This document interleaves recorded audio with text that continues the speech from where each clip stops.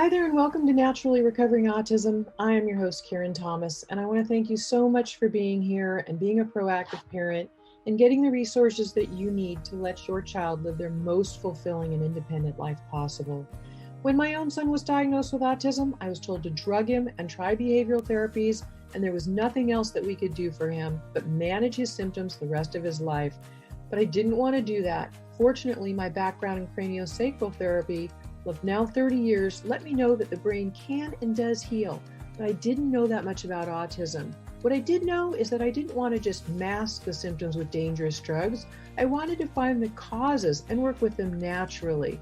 And fast forward, it took me a decade and a lot of time and effort, but today my son is no longer diagnosable with autism after being told it could not happen. So I'm here to share with you valuable resources to save you the time and some of the expense that I had to spend to figure it out, and to help you let your child lead to their best results possible. Every child's level of recovery is different, but we know that children who couldn't sleep through the night are sleeping now through the night and happily. Their immune systems are now strong where they were once sick all the time. Children who were nonverbal and their parents were told they could never speak are now speaking. Children who were getting D's and F's in school are getting A's and B's. And those that were so anxious all the time and couldn't sit still and were uncomfortable in their own bodies are now calm and happy and relaxed. And they're leading fulfilling and independent lives with friends. This is what we want for our kids. So I'm here to share the resources with you so that you can get the best results for your child, the best possible. And you can start that right now with my free download of the top 7 foods to eliminate beginning today, of the top foods that are the most inflammatory and toxic that are contributing to those physical and behavioral symptoms of autism that your child is having. They're making his life uncomfortable. So you can get that right now at naturallyrecoveringautism.com/7 foods. And feel free to share that with anybody you know who would be interested. And I will also link to it in today's show notes. There's, of course, a lot more than diet, but this is something you could start doing today that will begin to reduce those symptoms. And I'm happy to share everything I can with you. So right now, let's dive into today's episode. Hi there, and welcome back once again. I'm really excited about today's episode because it's something that is so valuable to parents of children with autism. And I developed this podcast and my programs to help you specifically with your child and other parents as well. And this podcast has reached well over 100,000 downloads now, which I want to thank you, because I couldn't have done that without you. But if you also are willing to leave me a hopefully positive 5-star review on one of the platforms, Spotify, iTunes, wherever you listen to it, that would be really helpful, because the more ratings it has, the easier it is for other people to find it. And so that allows other parents of children with autism to find these resources that I share. The podcast is free. I offer it to you. And I want to reach as many people as possible. So if you could help me share it, I would really appreciate that. And it helps a lot of people. Today's episode is going to be on muscle testing, and this is how it can help you as a parent of a child with autism. If you haven't heard of this before, or if you think it's a lot different, that's okay. Just stay with me. This is something that I have used as a tool for decades, and I teach it in all of my programs, and I find it immensely helpful, and I believe you will too. So I personally know firsthand what it's like to be a parent of a child with autism inside this incredible whirlwind of confusion of not really knowing what food or supplement is right for your child, or how much to give them in dosages. And because we know everybody is unique, so everyone's needs are different, especially a really sensitive child with autism. I also know how it is to feel desperate for the right answers and the support that you need. So I'm really grateful to have gone before you on this journey, and now to be able to offer you these resources you need to help clarify so much of this for you. And again, it's why I've created this podcast and the programs that I offer as well. The first person to look to for help is yourself. And you've already probably found this as you've hunted and pecked through the internet and read lots of books, and maybe gone from practitioner to practitioner looking for answers. So we self-advocate for our child because you know your child the best and you are his or her best advocate, and no one else is, not even a doctor, anybody is spending as much time as you are, 7 days a week, 24 hours a day with your child. Others don't see the changes that you do. And symptoms are a huge guide. Don't be afraid to take charge. So, one of the first tools to help you take charge is to learn muscle testing or muscle response testing. So, where did it come from? I was actually personally first introduced to muscle testing in 1987 when I began working as a chiropractor's back office assistant. She was an applied kinesiology or AK doctor, as they're referred to. And AK doctors are licensed healthcare professionals who use this technique in their practices to link weak organs and nutrition deficits in patients. And I worked in that office with her for 10 years, and I've seen the accuracy and efficacy have no question in my mind. And I've now used it for decades and taught it to so many people, hundreds of people who feel the same way. And I hope it is helpful for you.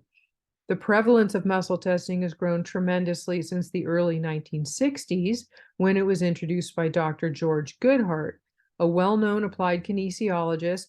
And originally, muscle testing was referred to actually as applied kinesiology. Then in the late 1960s, Dr. John Thie wrote a book called Touch for Health. This book advocated a drug-free approach and began a movement to use the same general principles and reflex simulation methods as applied kinesiology. Dr. Thie's book was so influential because it was written for the layperson. This meant anyone, licensed or not, could learn how to use applied kinesiology at their own discretion. And today, there are over 80 forms of muscle testing that are used. So it's important to find someone you trust to help that can help you learn as well, but also know that you can learn the simple principles and general uses yourself, and it can easily be done by anyone. And I'm actually going to link to a tutorial video that I made for you. It'll be at the show notes at naturallyrecoveringautism.com/170. What is muscle testing? So the basic principle of kinesiology style muscle testing is that when there is some stress or abnormal nervous system input to a muscle, then it weakens.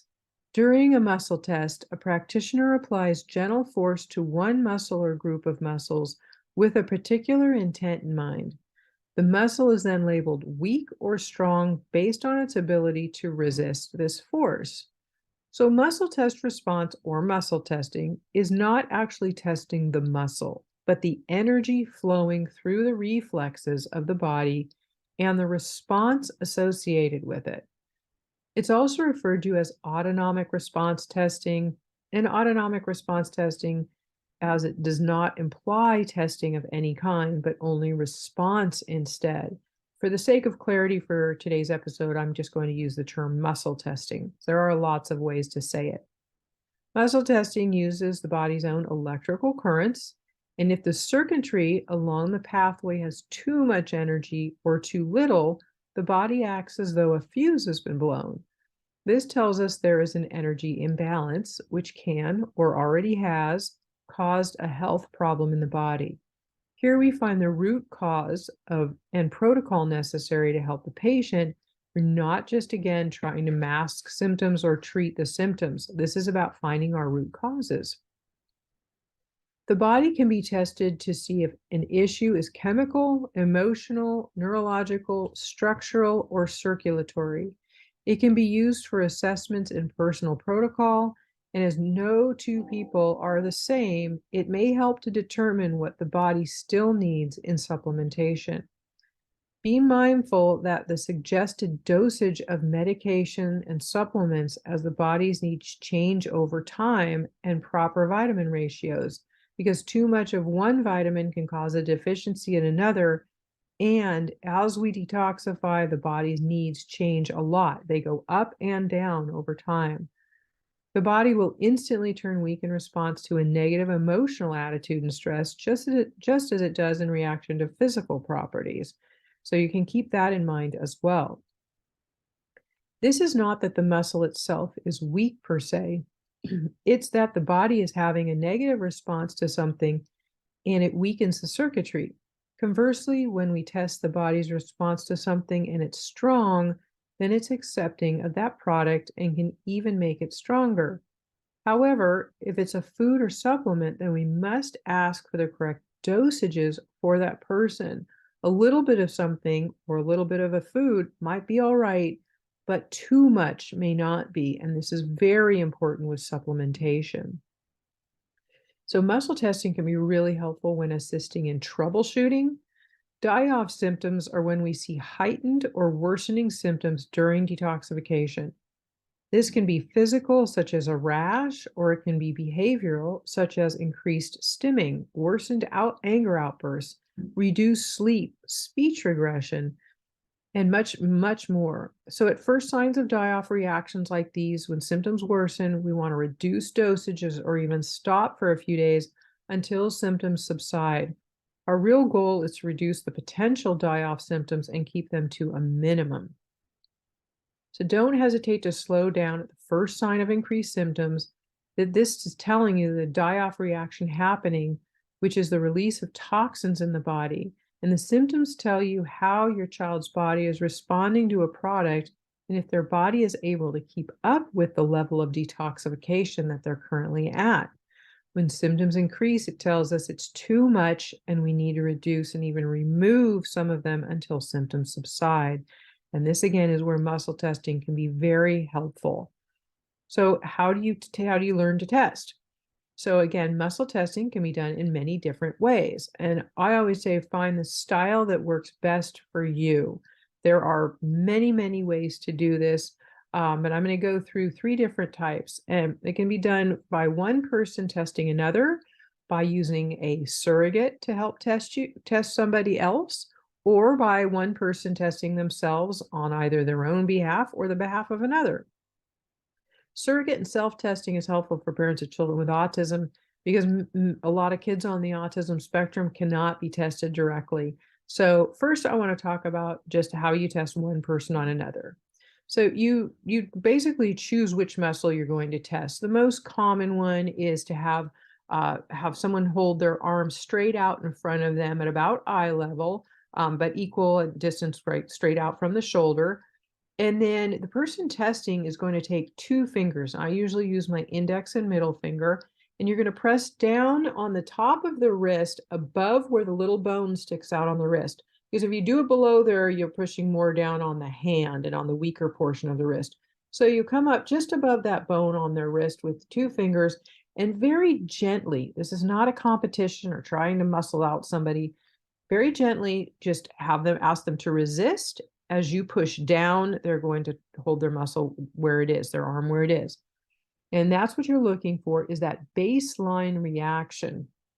So again, you're just using a couple fingers to do that. And this baseline is all you're looking for. Once you have that baseline point, you put a substance, whether it's a supplement or a piece of food or anything, into the person's hands, or it can be on their body anywhere. You can tuck it in a pocket or put it in their sock, even just so it's touching their body or on their body, on their person. So it works the same way to do that. And this is good when somebody cannot hold an item for some reason. So then be sure after you put that product on their body, you retest the same muscle in the same way. And so you're retesting the arm in the same way you just did with your 2 fingers. Now, if their muscle goes weak, it's telling you that where it was once strong, it's telling you that that substance is not accepted by the body and it's not good for them right now. And I say right now because I'll talk about that again here today, because right now is important because our body's needs change over time. So whatever's maybe good for us today might not be good for us tomorrow, or something we test weak for today might be something that we can test strong for tomorrow. Again, our needs change over time, so that's really important to understand. We don't want to just go with something and think that that's it forever. It's just what's happening for the body right now.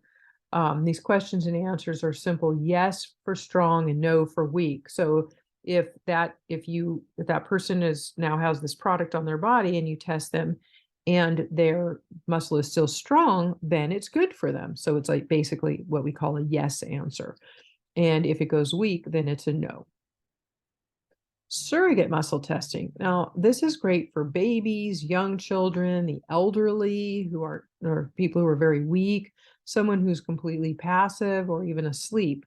And two people are needed for this, two testing people. So one acts as a surrogate and is muscle tested first, and then you find out their baseline strength. So you'll have your baseline to know what strength they have.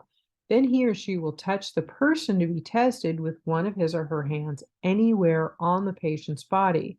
Now, you can be using a surrogate and testing somebody like, say, a child with autism, even when they're sleeping. All the surrogate does is need to touch the other person.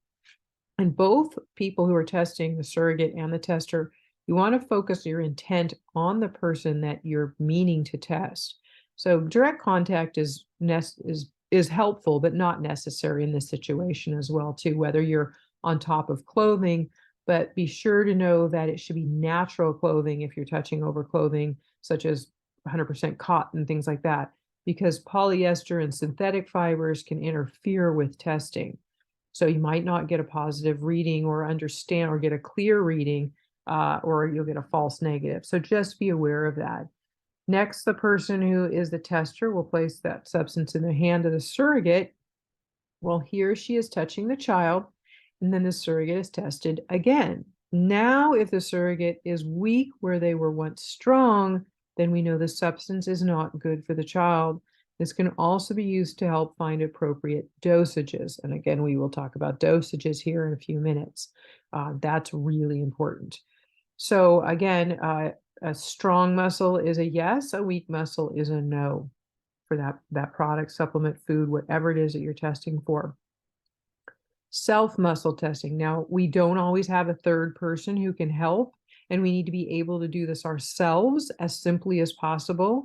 And we can't always test a child with autism, which is very common. They either will not allow it or cannot be tested directly. My favorite way to test for myself or on the behalf of another person even is without using a surrogate is testing myself on the other person's behalf. So you have to be, again, specific if you're testing your own body for somebody else. So I want to be thinking of that person. I want to use their name, and then I will ask, is this, and I'll be specific about the product, but I'll say, is this, product good for Jimmy right now? And then I'll test. First, I get my own baseline testing. Then I ask that question. And if it's strong, then it's a yes. If it's weak, then it's a no.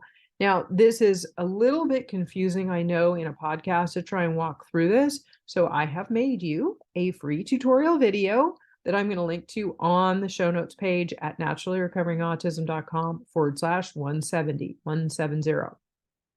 This is actually quite simple and easy to do. And it is so immensely helpful because you can test anything for yourself, or you can test on the behalf of another person again. So you first want to ask if that product is accepted right now. And I like to use the words right now because, again, as I mentioned a few minutes ago, things can change over time. So, where something might not be good today, it could actually be okay tomorrow. So that's important, especially with supplementation or dosages. So how do you find dosage answers?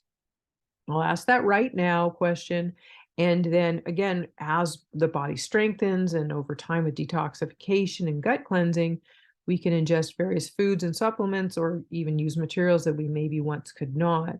So because the body is obviously much stronger after we've done some gut cleansing or some detoxification, etc. So this is a great way to test allergy-related items such as various foods, or retest any food or supplement as often as you like. And I suggest doing muscle testing daily, especially with supplementation. So once you have your baseline answer for yes or no for the body's acceptance of the product, then you'll move on. For a no, then you should hold off on giving that product to them or you, whoever you're testing. We're going to say you're testing for your child right now. So if you say, you do the testing that I'm going to show you here on self-testing in the video that you'll find on the show notes page. Then you say, is this product, first you just do a baseline testing. Okay, you got it. Again, gentle, no need to over muscle it here. This isn't a competition with yourself either. This is just a way to test, get that baseline test, a gentle strength. Then you want to say, is this product, you can focus on the product with your intent or have it, nearby. You can hold it if you want, but you'll need your hands. Say, is this product good for child's name? You got to be specific, Jimmy, right now. And if you get a strong reading with your fingers, then it's a yes. If your fingers go weak, then it's a no. So that's important to understand. Yeah, if your fingers go weak, it's a no. If they stay strong, it's a yes. So once you have gotten that yes answer for something, you want to ask for the quantity. And for this example, I'll use a liquid supplement. So the question will be in drops because it's liquid. And I'll focus on that supplement and use the name of the person again I'm testing for. And in this example, I'll use the name Jimmy. So ask, is 1 drop of this product good for Jimmy right now? If you get a yes, then you go up by 1 drop and test again. The next question you ask is, are 2 drops of this product good for Jimmy right now? If you get another yes, then you ask again with the next highest dosage and keep going up until you get a no or a weak response. So for example, ask, are 3 drops of this product good for Jimmy right now? If the muscle goes weak, then it's a no. So your last yes answer, or your last strong answer, is your final answer. So in this case, it would be 2 drops right now of this product. And so that's where you want to just remember to keep asking, going up in increments slowly. And when you go from a strong answer to a weak answer, the weak one is a no. You back off and go back to your last strong answer. And that last strong answer is your answer. It can be really helpful when deciding which supplements to purchase also. You can do this in health food stores. There are certain brands and strengths and different things. So you can actually do a quick muscle testing in a health food store or something like that too. Even if you're purchasing a food for your child or thinking about giving them a food and you're not sure if it's going to be a good food for them, is this food good for Jimmy right now? If you get a yes, then good. Then also ask for quantity, because a little bit of some foods might be okay, but if you give too much, it might not be. So that's a good way to do it. So you can even say, is a 1/4 cup of this good for Jimmy right now? Yes. Is a 1/2 cup good for Jimmy right now? No. So, you stick with a 1/4 cup. Same type of thing. It's just a measurement of how much is okay. And first asking for acceptance. That's where you begin. There are ways to improve your results because occasionally you might have undefined results because this takes a little time to practice and learn. So be patient with yourself and just keep practicing, but don't give up. Again, the tutorial video will be at the show notes page, so you can watch that video where I walk through all the pieces of that self-testing with the fingers that I talked about, and I go through everything more specifically, of course, in the video for you there. And some things, why there might be some undefined results, it could be due to factors such as, again, synthetic clothing we talked about that are interrupting the response. So wearing natural fibers. You want to make sure that you and the person being tested are well hydrated, because dehydration is also a factor and can weaken the system. And I'm going to also make sure you know that you always want to be using a pure water source. And I'll link to a really high quality water filter.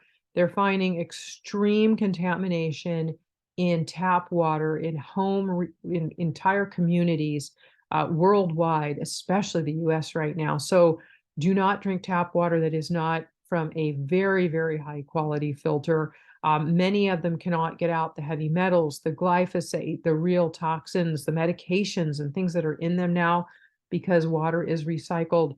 So I will link to a quality water filter also in today's show notes for you. Keep your child and yourself well hydrated. Another culprit of unclear results can be caused by an imbalance in the cerebral hemispheres of the brain. Now, again, this is very, very important for you as a parent of a child with autism to know, not only for yourself, but for your child, because this is something that can be done. You can teach to your child and you can do for yourself. And this is something that helps to, it's a simple technique that you can do and you can teach to your child again so that you're able, the balancing of the hemispheres of the brain. It's called the cross crawl technique. So before testing, place your hands up in the air as though you're going to do a patty cake with somebody. Your hands are, facing forward, just above, like right at shoulder height. So they're straight out. So then you look up with your eyes only, keeping your chin forward. You look up to the right with your eyes. And then you take your right hand and place it on your left thigh. Then you bring that hand back up, and then you take your left hand and place it on your right thigh. And then you do this right to left, left to right, right, alternating back and forth. Do it about 10 times as you keep your chin facing forward and looking up only to the right. After you've done that about 10 times, then you move your eyes to the left, keeping your chin forward again, but putting your eyes up and to the left as you do 10 more of these cross crawl patterns. And what that does is it balances the hemispheres of the brain. This is going to be really helpful to you as well if anytime, if you know where you're feeling confused or clumsy or really stressed, this can really be helpful to help balance your brain. So cause and effective practitioner is another one that sometimes is very interesting, that a practitioner or, of course, a parent has the same ailment or toxic load as the person being tested. So in this case, clinicians aren't always healthy. So the clinician or the tester needs to be healthier than the client or the person being tested. If you suspect that you or your doctor have any of the same issues as your child, the responses may be affected. So in return, the patient can have the same effect on the examiner. So this is why no two examiners may find the same exact results on the same patient unless the patient is healthy and toxin-free, but depending on how the person is that's testing. But because of course we know children with autism have a lot of health issues. They have a lot of toxicity. They have co-infections. They have pathogens in their body that we're working with naturally. So just keeping that in mind. Sometimes I just like to say that to parents. If you're feeling really exhausted or dehydrated or out of it, then you might not get a clear result. So I just want you to just be aware of these things to get yourself, well hydrated, fed if you're hungry, things like that, to get the best results possible. If the results vary with your doctor, you might want to seek out a second assessment as well. And this isn't left to me leave you concerned regarding any of its use or effectiveness. If you find your results vary, I just suggest finding maybe a practitioner who's well educated and experienced in muscle testing. There are a lot of them available. I find that I get clear results when I test my daughter personally, but when I test my son, the results are sometimes unclear. And I know that he and we have a lot in common, I'll say. So this is likely the result of that cause and effect relationship between the two of us. I carry in my tissues some of the same issues that he does. So sometimes I'll just, you can have somebody else test on their behalf, or I make sure I get very grounded and very clear before I try to test, which is always a good practice anyway. However, there are holistic practitioners such as chiropractors. I already mentioned applied kinesiology doctors and chiropractors, acupuncturists, and others that commonly use muscle testing as a reliable and important assessment tool in their practices, and they become proficient at it. And some doctors, even medical mainstream doctors now, are beginning to take advantage of muscle testing and these methods due to the growing knowledge of its usefulness and its accuracy.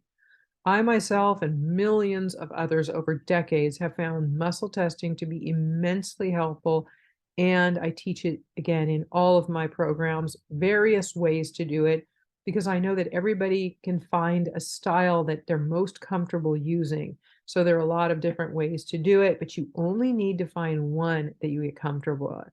throughout this journey, throughout your life, I urge you to always keep that open mind, be willing to learn new things, and they can be so, so helpful. And you want to just practice, practice, practice, because that is really the way that you're going to learn it. So have some fun with learning. This is really important too. Sometimes we're so stressed or worried about the right answer, especially if you're first off going to test your child on something important like a supplement. What if I get it wrong? And you've got a lot of concern, and that worry and that stress are going to affect your results. So first, have some fun with it. It can take a little time until you feel confident with your results. So just keep practicing it. You will get there. Practice with people in your family, have fun learning how to do it. And one test that I actually enjoy doing is asking someone, I can even do this for on myself, is say, my name is, and I'll say my name is Karen, and I'll test and it'll be strong. And then I'll say, my name is Sally, and then I'll test again and it's weak. And you can test somebody else on somebody else, or ask them to test themselves with it. But it's kind of fun to do that as well. Again, the person's strength will be strong with their own name, and weak with somebody else's name that the body is not relating to. So that's kind of fun. And you can again practice that one. You can practice on family members, on your child, learn to test your child. Again, before going to a practitioner, see if the answers that the practitioner gets are the same ones you got. This can also really help build confidence. A lot of my members have found that they've learned muscle testing in my membership, and then they go to the practitioner after they've muscle tested, and they come back and they write me in the forum and they say, I got this answer at myself, and then I went to the practitioner and they got the same answer I did. So excited, because it does show you, okay, I'm doing it right. That it really helps to build some confidence. So that's just kind of fun too. It is good to build that self-confidence around it, and you'll get there over time. Again, practice is a key way to do it. And you don't want to worry about doing it incorrectly. You just want to have some fun at first practicing it, and when you start feeling more confident, then start asking simple questions regarding yourself, and then simple questions for your child, whatever they may be, even if you want to test it out with a supplement or something like that, and dosages. But it can be really quite fun to use. Um, and then also, if you see a practitioner who uses muscle testing in their practice, they're usually very happy to help you learn as well, kind of give you some pointers and tips there in their office.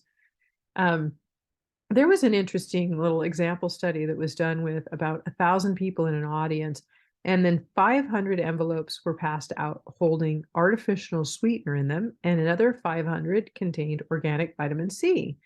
And the audience alternated the envelopes among themselves, not knowing what was in them, and muscle tested each other. When the envelopes were opened, they saw that those containing an artificial sweetener were the ones that made everyone go weak, because it's not good for us. And then the envelopes with organic vitamin C had tested strong. So it was a good way. You can put something like white sugar, or test, is this white sugar good for me right now? Because it's not really good for anybody. So there are certain things like that you can have fun testing with as well. And so also, until you learn muscle testing, because yes, it can take a little bit of time to learn. So be patient and keep practicing. But until then, let symptoms be your guide. And I always say, trust that parents, mothers, gut instinct. That is the strongest thing to use. But you watch your child's symptoms, because again, you're the one that's spending the most time with them, and you know how they normally are behaving and what changes you notice. And you want to look for subtle changes, especially as you're detoxifying. So muscle testing is a great tool to help you know when a product or food, again, is accepted by your child's body, and what dosages. And then remember that those dosages change over time. They go up and down as we detoxify. So it's not always up, up, up. They can take more, more, more.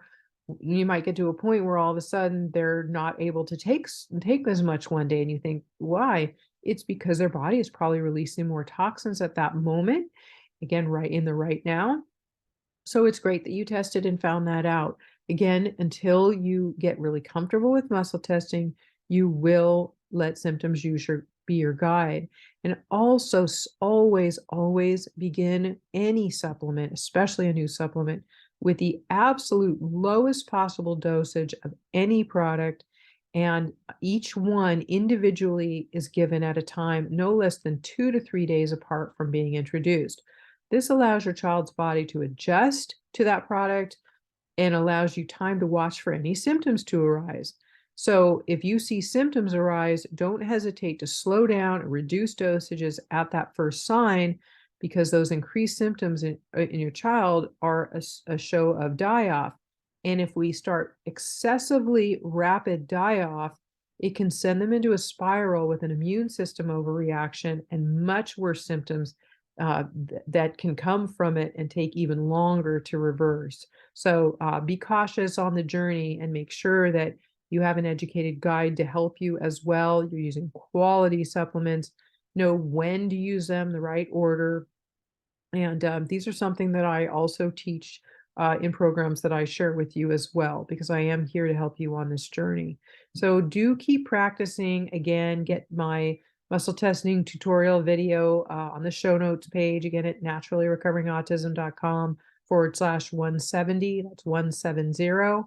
And on that show notes page, I've also linked to a lot of studies and resources on muscle testing for more information for you to look at if you're interested in reading further on some of those things as well, that have been certain studies and things that have been done on it.